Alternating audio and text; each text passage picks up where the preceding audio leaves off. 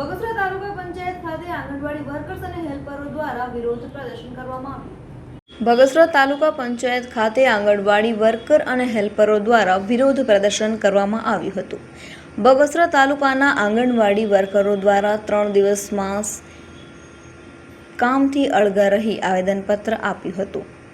આંગણવાડીના workers અને helper દ્વારા વિવિધ માંગણીઓ સંદર્ભે આવેદનપત્ર પાઠવાયું હતું। આંગણવાડી વર્કર્સ અને હેલ્પર્સની માંગણીઓ ન સંતોષાતા 3 દિવસ કામથી અળગા રહેવાનો નિર્ણય કર્યો છે। સરકાર દ્વારા અલગ અલગ એપ્લિકેશનથી કામનો બોજ વધતા આવેદનપત્ર આપી રજૂઆત કરી હતી। આંગણવાડી વર્કર હેલ્પરો દ્વારા બેનર સાથે સૂત્રોચ્ચાર કરી વિરોધ પ્રદર્શન થયું હતું। હકની માંગણીઓ સાથે વર્કર્સ અને હેલ્પર્સ બહેનોએ સરકાર સમક્ષ આશાઓ વ્યક્ત કરી છે। આગળ છે કચેરીની જાણ કરી અને જે કાંઈ નિવારણ આવશે ત્યાં બેનને જણાવવામાં આવે છે।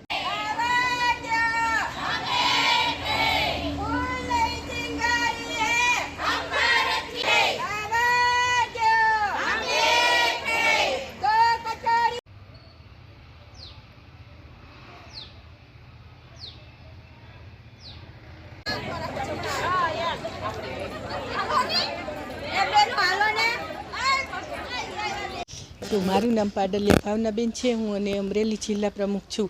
અમે અવારનવાર સરકારને આવેદનપત્ર આપીએ છીએ, લડાઈ કરીએ છીએ અને સરકારને ખબર છે કે કોર્ટનો ચુકાદો આવેલ છે, છતાંય સરકારના પેટનું પાણી પણ હલતું નથી અને અમને સતત દબાણ પણ કરવામાં આવે છે કે બેનો તમે કામ કરો, અમારા હક માટે પણ લડાઈ કરવા દેવામાં આવતી નથી।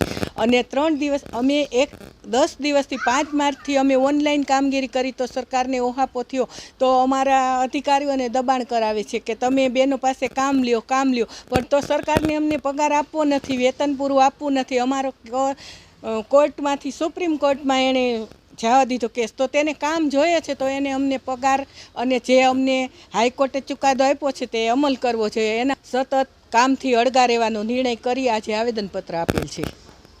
સરકારશ્રી દ્વારા સતત ઓનલાઈન નવી એપ્લિકેશનો આવે છે, રોજ એક નવી એપ્લિકેશન હોય અને કોઈ ટાઈમ જ નથી હોતો। ગમે ત્યારે એમ કહે છે કે આ એપ્લિકેશનમાં કામ કરો, અશક્ય હોય છતાંય પણ એમ કે આ એપ્લિકેશનમાં કરો, આ એપ્લિકેશન।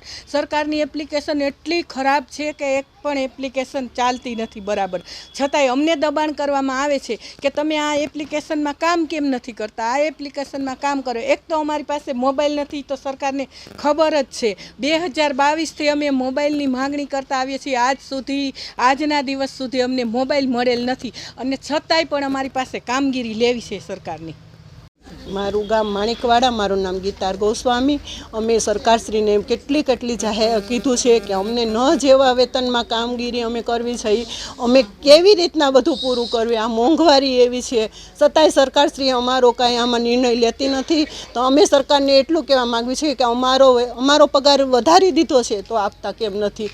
અમે બધું અમે ટાઈમ અમે કામ કરવી જ છે અને કરવાનું હોય તો સરકારશ્રીને એટલું સમજવું જોઈએ કે અમને અમારો પગાર આપી દેવો જોઈએ। અમે ન જેવા વેતનમાં કામ કરવી છે। અમે જો નાસ્તા બનાવી છીએ, 3 નાસ્તા આપી છીએ બાળકોને, સાફ સફાઈ કરવાનું એ બધું અમારે આવે છે એટલે અમે કરવી છે, પણ એ અમારું કામ કરવા છતાંય અમને કાંઈ પગાર આપતા નથી સરકારશ્રીને સમજવું જોઈએ કે આવું બધું બેનો અને અમારે અમારો ટાઈમ અમે એટલો પૂરો ભરવી છે તો છતાંય શ્રી અમને કામ કરાવે છે તો અમને પગાર કેમ નથી આપતા। અમને પગાર કહેતાંય કોકને શરમ થાય છે કે અમારો એટલો પગાર છે આટલા ટાઈમમાં। મારું નામ અનુરાધાબેન ઠાકર છે। હું મોટા મુંજિયાસર ગામમાંથી આવું છું। અત્યારે તો અમારે સરકારને એટલું જ કહેવાનું છે કે જે કોર્ટનો આદેશ છે એનો અમલ કરે કે અમે 5000 રૂપિયામાં નોકરી કરીએ છીએ તો શું સરકારે અમને એક મજૂરી અત્યારે જોવા જઈએ ને તો 700 રૂપિયા થાય, તો અમારી મજૂરી પણ એક દિવસની નથી ગણી। આટલા મોંઘવારીના જમાનામાં શું અમારે અમારા બાળકોને ભણાવવા કે શું ઘર ચલાવવું એ ખબર નથી પડતી। એટલે અત્યારે તો એક જ સવાલ છે કે કોર્ટે જે મંજૂર આપણને આપી છે એ અમારો અમલ કરે ને અમારો પગાર 20000 કે 24000 જે કીધો છે એ સરકાર કરે, પછીની માંગ પછી અમે કહીશું।